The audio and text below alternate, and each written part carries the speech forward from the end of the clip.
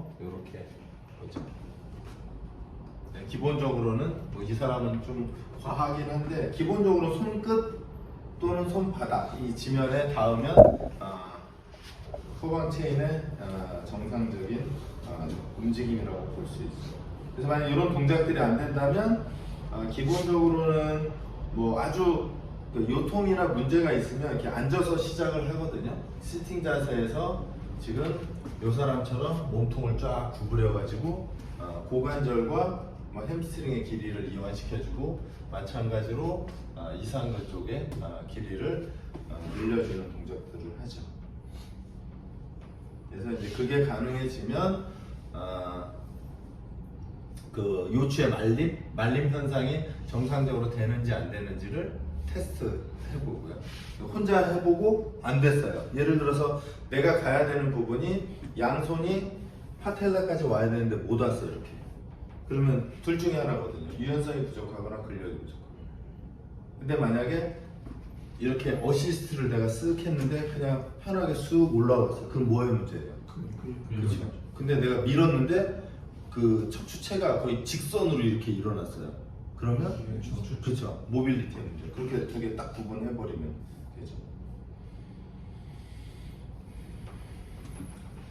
그 다음에 이제 요추의 신전은 지금 요거는 SFMA에서 하는 방식인데요. 지금 이 상태에서 만세를 하고 뒤로 넘겼을 때 ASIS가 발끝을 넘어오면 되고요. 그 다음에 이 등 라인이 요 발끝을 넘고 손이 발끝을 완전하게 넘어오면 정상적인 움직임이다라고 합니다. 근데 이제 여기에서는 아까도 말씀드렸듯이 보상작용이라는 게 되게 많이 나거든요. 특히 이제 요추의 만곡이 커지거나 이러면 사실 정상적인 움직임이라고 볼 수는 있어요. 그래서 아까 말했듯이 부분적인 움직임을 확인하고 얘네들이 연결된 3-4개의 움직임이 정상인지 동시에 확인하는 게 필요하죠. 로테이션은 발을 붙인 상태에서 이렇게 돌았을 때 완전하게 회전을 하게 되면 정상으로 됩니다. 그 다음에 이제 신전에서는 예를 들면 요 자세, 요 느낌도 지금 완전 요추로 들어왔잖아요. 그죠? 그럼 흉추의 움직임이 전혀 없는 상태라 제가 뭐 요가 할 때 자주 이야기하지만 필라테스나 요가 다 이렇게 하거든요. 그래서 스스로가 다 환자예요. 미안하지만 스스로 환자가 되고 누군가를 환자를 만들고 그게 이제 예전에 제가 봤던 그 의사 선생님이 막 침을 튀기면서 한 얘기거든요. 이런 동작들에 대한 왜냐하면 이렇게 되면 그쵸 요추의 로도틱 커브를 더 크게 만들고 그게 코어의 안정성을 계속 떨어뜨리게 되는 과정이거든요. 그래서 아까 말했듯이 최종적으로는 우리가 소라코 눈박 얘를 해결하는 거지만 결국엔 햄스트링하고 아랫동네, 윗동네인 그 라티스머스 도시나 회전을 하는 얘네들까지가 다 늘어나지 않으면 요추체는 건강하기 어렵다.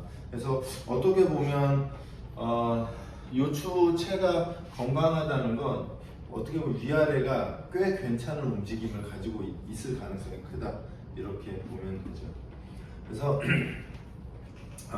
룸바의 ROM에서의 운동 중재는 뭐 기본적으로 코어의 근육에서 제가 자주 이야기하는 팔을 움직여서 그러니까 립 케이지를 닫는 것, 그죠? 그러면 이제 주로 풀다운 같은 형태가 되겠죠. 풀다운. 그래서 이제 저는 이제 약간 시간이 없을 때는 풀다운이 기본적인데 만약에 팔굽혀펴기를 못해요. 남자든 여자든. 그러면 상부로부터 오는 코어 안정성이 있을 가능성이 없어요. 그렇지 않겠어요? 얘가 힘이 없는데 얘가 립 케이지를 어떻게 움직여요? 그래서 기본적으로는 요추의 안정화는 상부로부터 오는 근력과 그러면 이제 팔이 움직여서 주로 되고 하지에서는 SLR류의 운동들이겠죠.